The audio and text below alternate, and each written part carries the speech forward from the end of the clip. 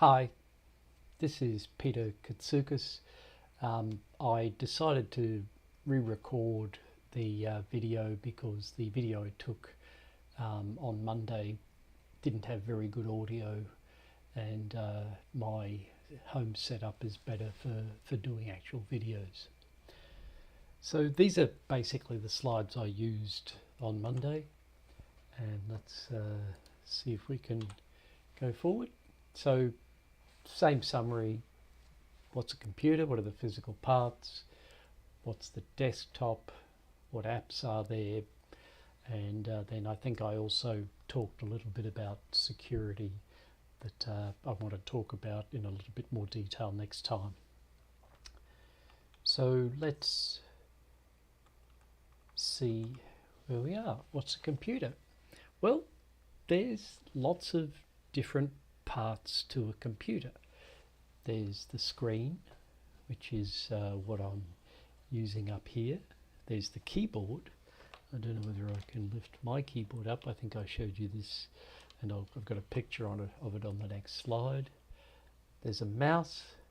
Where's the mouse gone? There it is. Right, and those three things are pretty essential, right? The screen is so you can see what's happening. The keyboard is so you can type stuff in. And the mouse is something so you can point at things. Sometimes newer computers have a touch screen, so you can point at things on the screen just like a mouse. Sometimes that's better, sometimes it's not. Depends on exactly what you're trying to do. All computers also have a case. Some computers, like laptops, everything is sort of built in. There's two pieces to it. There's the screen part and the keyboard part, and most of the interesting parts of the computer on a laptop are underneath the keyboard. Sometimes you want to connect external devices to your computer using a wire. That's usually done using a USB, right? And here we've got a lightning cable. See if I can hold that up. That's the USB-C end, and that is, where are we? It's a bit out of focus, but that's a lightning connector for going into an iPhone. I've got the other sort of USB connector is the older sort, but still quite useful. That's that sort there. And a lot of keyboards and mice and external drives let you do that. Most computers these days use Wi-Fi, wireless networking, to connect to the internet, but sometimes you want to do that via wire, and that wired version is sometimes called Ethernet. Other things you've got, microphone. I'm using a microphone on my headset. My headset's just a couple of in-the-ear speakers, and there's a microphone down here as well that's picking up my voice. SD cards are little, I don't know whether I've got one of those on my desk. I don't think I do right now, but SD cards are little, let's see if we can pull up an SD card picture. Right, that's these things, and they come in various flavors and various sizes. The older versions are these big ones, and then the smaller ones are more recent adaptations. Right, so that's that one there. That's a micro SD, and that's the old SD card. And if you've got a camera, sometimes the camera will let you put an SD card in it, and that's where all the pictures get stored until you can take the pictures off the camera. Finally, Bluetooth is just it's a sort of wireless networking, but it's only very, very short range, whereas Wi-Fi will go all around the house or the apartment. Bluetooth tends to be a little bit more limited. usually about 15 to 20 feet. It can go further, but sometimes things get in the way. Okay, so these are the pieces that I'm looking at right now. I showed you my mouse and keyboard before, and that's my computer screen. Right. And this is what I had on my desktop, but I can show you my desktop directly now, right? So if I just close those things, this is my desktop, and my background image is a friend of mine takes lots of interesting photographs, and he managed to catch 3 raccoons at his place. So a few years ago now, 2019 I think is when the this picture was taken. But and you can see I don't have much there. I don't tend to put a lot of stuff on my desktop. Sometimes that's other people prefer to have files on the desktop. I tend to not do that, but we can do things like drag stuff to the desktop if we want to. Okay, let's go back to our slides. That was the Macintosh, right? I'm presenting this on a Macintosh, and this is the Windows version, right? The Microsoft versus Apple, and it's pretty similar. Let me just turn off my my MXCC logo so you can see the whole thing, right? So that's the Windows logo, and I do store some things on my desktop here. And the other thing is the taskbar here, or over here the dock. Now I've set up my dock so that it's on the left. I just prefer it to be there, but I believe I can just change the settings. Right, dock settings. And at the moment it says position on screen left, but I can put it down the bottom if I want to, or on the right hand side if I want to do that. And you can't see it because I've got 2 screens and it's putting it all the way over the right on my other screen, but I tend to prefer it on the left hand side there. Okay, and similar, so the taskbar has lots of icons that we can launch programs with. We can launch PowerPoint, and that's on my PC, or I can launch PowerPoint, which is what I've been presenting with from my my Mac dock. Okay, 2 different words for the same thing. Dock is what Macs tend to call it, and taskbar is what Windows tends to call it. And that's just iOS, and it's not called a desktop. It's usually called screen or home screen when you're on a phone, but it's the same idea. You've got lots of apps that you can start off from there, and really this part down here at the bottom is kind of like the taskbar, because these appear on every screen.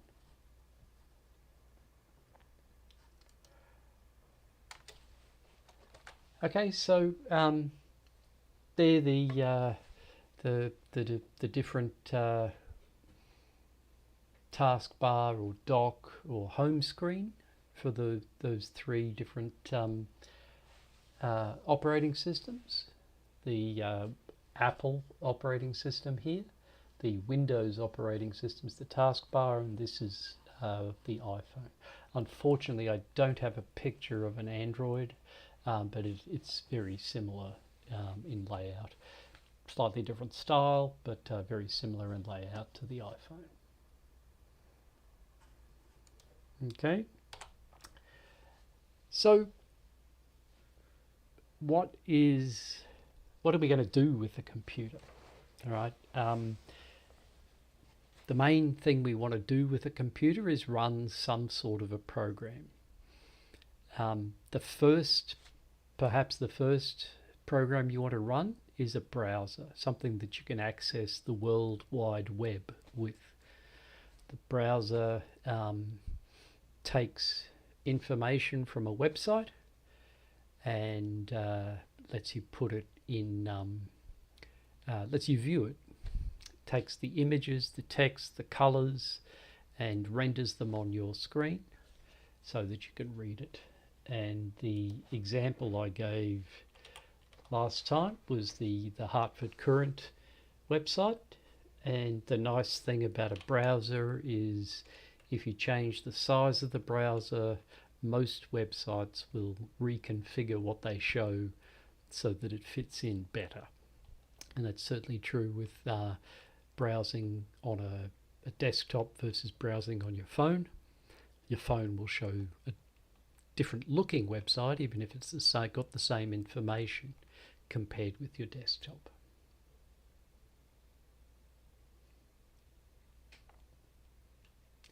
Now, one thing I talked about before, during our Monday talk, is I talked about how you get to a website using a URL.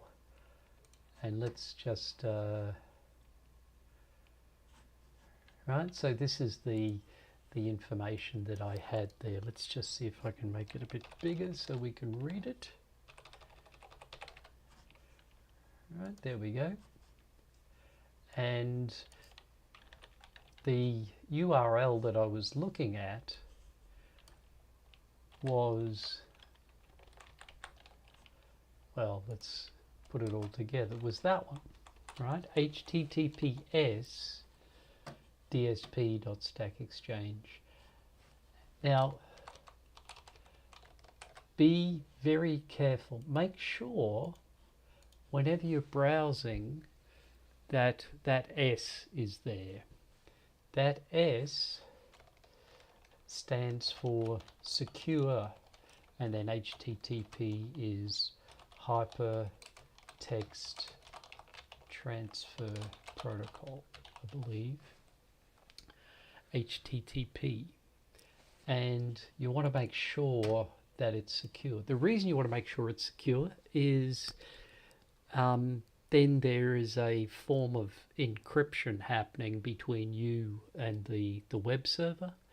You don't have to know anything about it except that it's there, which with that S, and that way if you log in using a password, that password is mostly secure, and any other information, your name, your age, your social security number, if you need to put those in, the S will give you a level of security about what's going to that website. I also talked about the other different parts. So this whole thing here is a domain name. And this particular part here that I'll highlight in green, that's the top level domain. And usually if it's a .com, that's a company. It's a private company that is making money. If that top level domain, the last few letters of the URL is .org, that usually means it's an organization and possibly non-profit. Might still be profit centered, but it's more likely to be a non-profit. If those last three letters are .gov, that is a government website. And then I gave some other examples. If those last few letters are .au or .oz, that's from Australia. And if the last two letters are either .uk, then that's from the United Kingdom.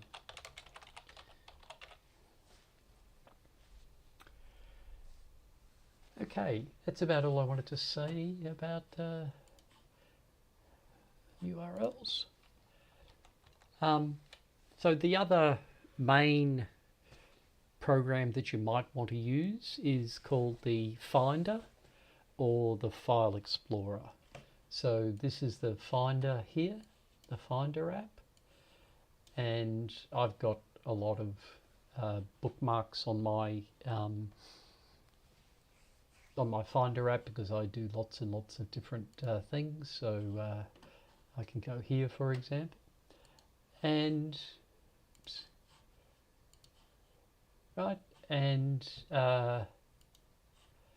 the Finder app will show different icons, and you can see here the different icons.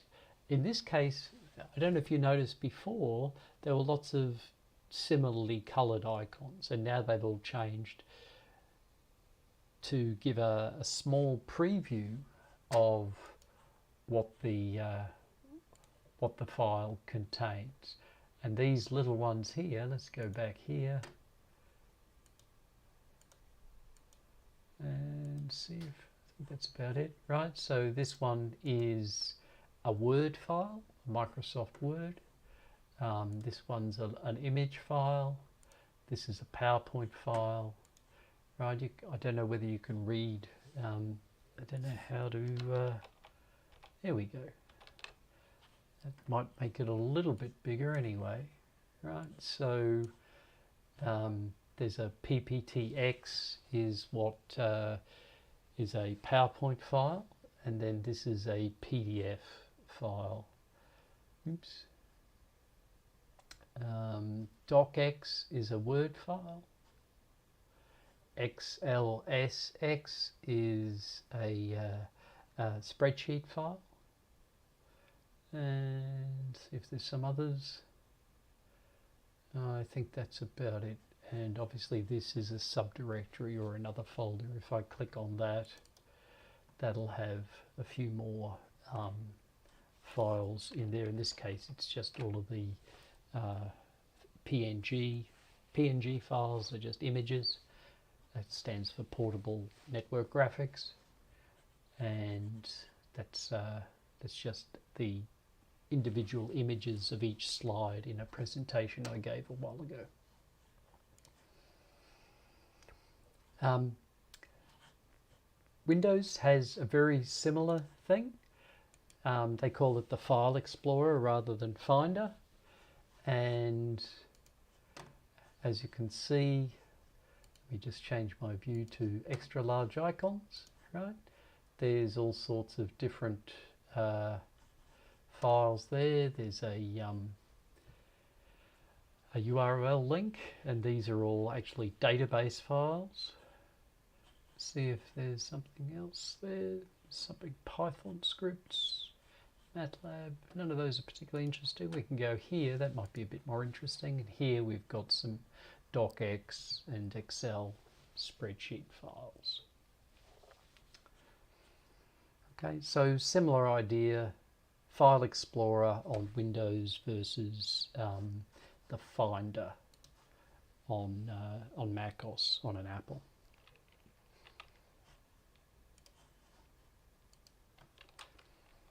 And that's just, I've already talked about the PowerPoint and Word and Excel spreadsheet icons, and those store different sorts of files, different presentations in PowerPoint. Word is a document, and Excel is a spreadsheet.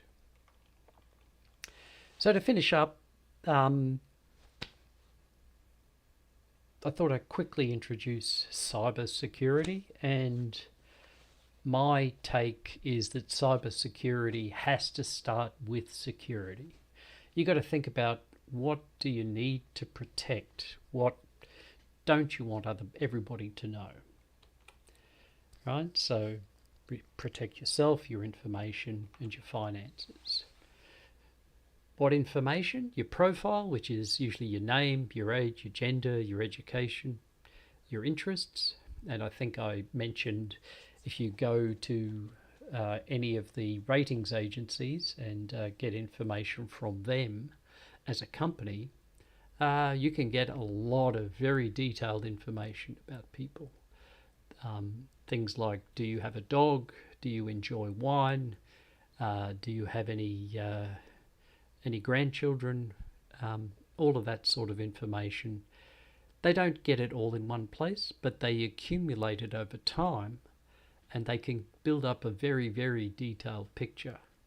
I think I counted about 135 different attributes that one particular rating agency was interested in, and that's a lot of information. Other things that you may think about protecting: your location. Sometimes these things, these phones, all have GPS in them, so global positioning system. They can tell you exactly where you are within a few feet. If you post on social media or on other websites, then that'll tell them something about you, the words you use when you post, when you send emails, and things you click on to like. And then finally, even if you don't click on anything, if you just put URLs into the browser, that'll still track you. There's a thing called a tracking cookie, and let me just see if I actually have a textbook website for one of my circuits courses, and I use Google Analytics, and you can see here, maybe, see if I've got my reports. There we go.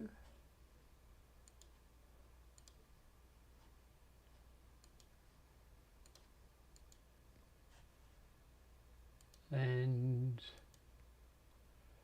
I can have a look at how many people are accessing my website and which pages on my website they're accessing. Right, that's the welcome page. There's various other pages. I can see I go to demographic details. I can see that somebody in Australia has opened this up. I can see if I go to the town city, I can see that somebody in West Hartford, somebody in Brisbane in Australia, somebody in New Britain, somebody in San Antonio, Sheridan, and Virginia Beach has opened up my website. Right? And I didn't have to do anything. They didn't have to say anything. They didn't accept browse to my website, and Google will keep track of all of that.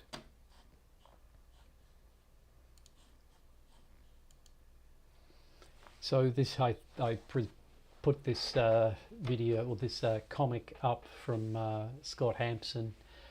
It's Batman berating Robin for checking into the Batcave because the Batcave's supposed to be secret. Now, places you check into are probably not supposed to be secret, but the fact that you're there maybe should be secret. So think about when you check into somewhere. Now, I said earlier about logging into something and making sure that that S for secure is in the HTTPS in the URL. And usually what you've got to do when you log in somewhere is you've got to have a username. Oops, I wish I could type. And a password. Right? And you don't want to have the same password all the time. Often you'll need to use your email address as your username or something related to your email address. That's okay to be the same, but that should be different on every website. And I gave up trying to remember all of that. It's just not feasible. And even if you forget it once, then it's a bit of a rigmarole to get it reset. So I highly recommend using a password manager. Now, if all you ever do is use passwords on websites, it might be possible to just get away with the memory in the browser, say Safari if you're in the Apple world, or if you prefer a third party, Firefox or Chrome. Those don't necessarily give you everything that you might like to do. And for example, one thing I like to do is to be able to share passwords with my wife and with my kids, so that I don't have to, if I change it, I don't have to keep telling them if I've changed the password. I just update it in my password manager and we're done. Now, these are 3 examples of password managers. There are others out there. I tend to use Bitwarden just because it's a little bit cheaper and has most of the functions I want. LastPass is pretty good. 1Password is also pretty good. I don't have any strong feelings about preferring one of these over the other, so I would suggest that. And the trick though with a password manager is if you lose that 1Password, the one that gives you access to your password manager, that's a problem, right? So you need to make sure that you write that down at least in one place, somewhere safe, and that it's a very secure password. And I think I gave the example. I tend to use a very long password, and I tend to use a line of poetry or a couple of lines of poetry that I can remember, and it's easy to remember, and I can just use that.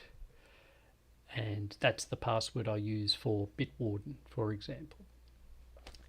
So make sure you do that if you get one of these. They do cost, they're not free. I think there might be a free tier on each of them, but things like sharing passwords and adding other people tend to cost. They're not that expensive, but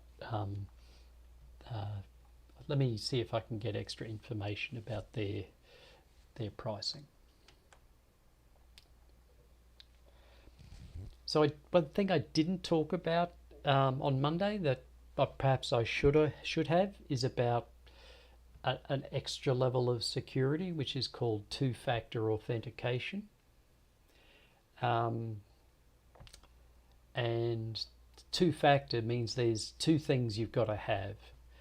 One thing something you've got to know, which is usually your password, and then something you have. It could be a phone that you can receive a text message on. It could be an app, and there's 3 apps here. Duo, Microsoft Authenticator is the middle one, and Google Authenticator is the one above my head. That one there is Google Authenticator. And that's a second factor. So the first factor is your password. The second factor is the thing you have. And sometimes, instead of something you have, people do something you are. So the newer iPhones have face recognition. So that's something you are. When you set up a new iPhone, it takes a 3D scan of your face and lets you use your face to unlock the phone instead of a pin or a fingerprint like the older iPhones did. So the last thing I talk about is this one, which is your finances. I'm not a financial expert. I can read this page from the Federal Trade Commission though, and it's just to reiterate what I said on Monday.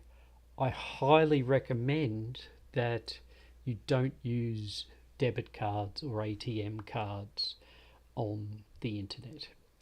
And the reason is because with a credit card, your maximum liability is limited to $50.